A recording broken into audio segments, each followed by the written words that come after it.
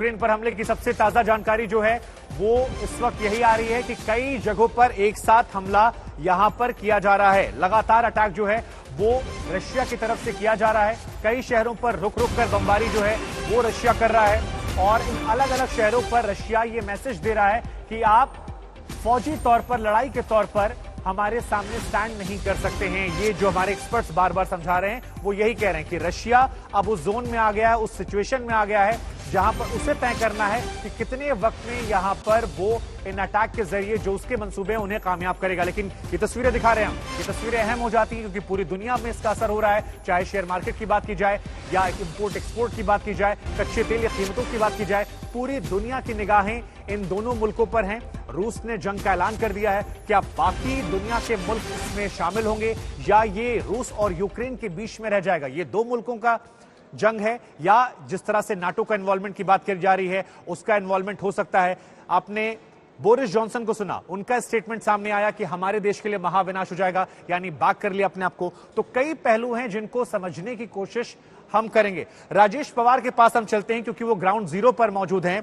राजेश, जो यूक्रेन के राष्ट्रपति कार्यालय की तरफ से जानकारी सामने आई उसमें बताया गया कि 40 जवान ऐसे हैं जो शहीद हो चुके हैं। ये कहा जा रहा है कि रूस पूरी तरह से घेर के बैठा हुआ। अब यहां से ऑप्शन क्या बचते हैं यूक्रेन के पास तब जब बोरिस जॉनसन कह रहे हैं कि अगर हमने डिप्लॉयमेंट किया तो हमारे यहां महाविनाश आ जाएगा, यानी एक तरह से उन्होंने क्लियर मैसेज दे दिया है। देखिए, आई थिंक जहां तक बोरिस जॉनसन का सवाल है, ना तो उनके अपने खुद के देश उनके लोग उनको सीरियसली लेते हैं, ना दुनिया के लोग। कल जो उनके फॉरेन मिनिस्टर स्टेटमेंट आया था वो इतना भद्दा स्टेटमेंट था कि हम रशियंस को उसी तरह से मारेंगे जैसे 1851 में क्रिमियन वॉर में मारा था। तो उनकी बातों को सीरियस लेने की कोई जरूरत नहीं है।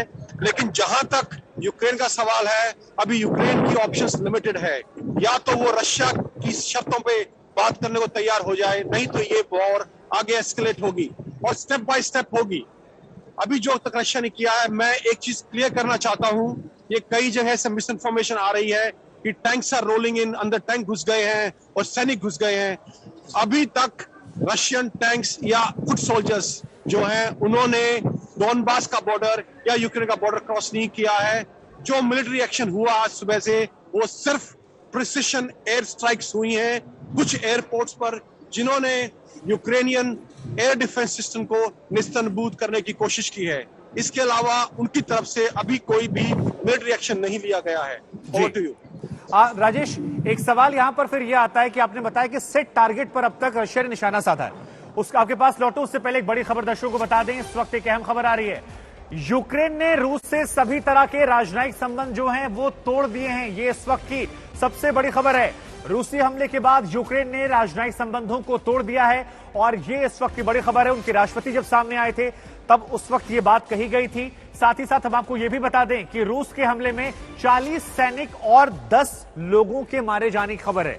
यानी ये एक नई इंफॉर्मेशन, बड़ी इंफॉर्मेशन सामने आई है। मोल्दोवा ने बंद किया है अपना एयरबेस, लेकिन जो बड़ी जानकारी निकल कर आ रही है वो ये कि 40 सैनिक और उनके साथ साथ 10 और लोग मारे गए हैं। यानी जो अटैक किया गया उसमें 40 सैनिकों की मौत होती है, इसके साथ 10 लोग जो मारे गए हैं वो भी अपने आप में अहम हो जाते हैं क्योंकि वो आम सिविलियन भी हो सकते हैं। हालांकि इस बारे में और जानकारी लेने की कोशिश हम राजेश से भी करते रहेंगे। हमारे साथ कुछ और खास मेहमान भी जुड़ेंगे, लेकिन बड़ी जानकारी है कि यूक्रेन ने राजनयिक संबंध तोड़ दिए हैं रूस से।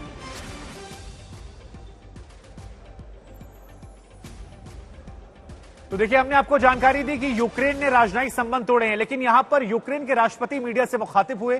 क्या कुछ उन्होंने कहा जब इस बात का ऐलान किया कि संबंधों को तोड़ रहे हैं, हम आपको सुनवाते हैं। We broke the diplomatic relations with Russia. Ukraine is defending and would not give its freedom, whatever they think in Moscow. For the Ukrainians, our independence and the right to live in our land in accordance with our will.